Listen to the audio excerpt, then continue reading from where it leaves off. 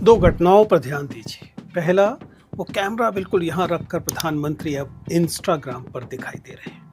और दूसरा, शिक्षा मंत्री अब मंत्रिमंडल में नहीं है, इस्तीफा दे चुके हैं। पहली नजर में दो घटनाएं बिल्कुल असंबद्ध दिखाई देती हैं, लेकिन मुझे लगता है संबंध है और बहुत गहरा है।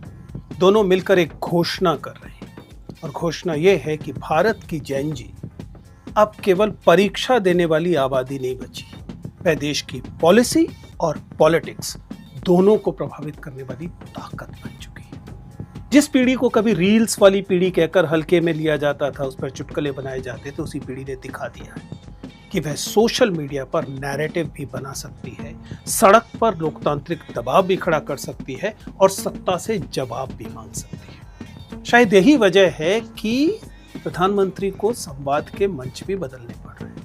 नेता अब वहां पहुंच रहे हैं जहां युवा हैं, और युवा भी केवल कंटेंट कंज्यूम नहीं कर रहे, वो राजनीति को इन्फ्लुएंस कर रहे हैं। मुझे लगता है कि मुख्यधारा मीडिया के बदलते दौर का संकेत भी है ये सब। सोच कर देखिए कि अब क्यों प्रधानमंत्री को उस अपने ट्रस्टेड मीडिया, जिसे आम लोग गोदी मीडिया कहते हैं, उनको छोड़ना पड़ गया। नई भाषाएं आ रही हैं, नए मंच बन रहे हैं, नए प्रभाव के केंद्र उभर रहे हैं। लेकिन धर्मेंद्र प्रधान का इस्तीफा अपने आप में कोई मंजिल तो है नहीं। असली सवाल यह है कि क्या इससे वह पूरी परीक्षा व्यवस्था, वह लीक व्यवस्था रुकेगी, बदलेगी? क्या छात्रों का भरोसा वापस आएगा?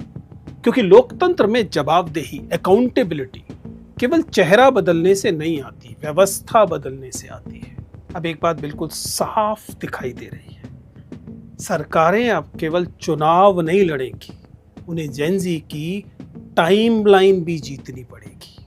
और यही भारतीय लोकतंत्र के नए अध्याय की शुरुआत है।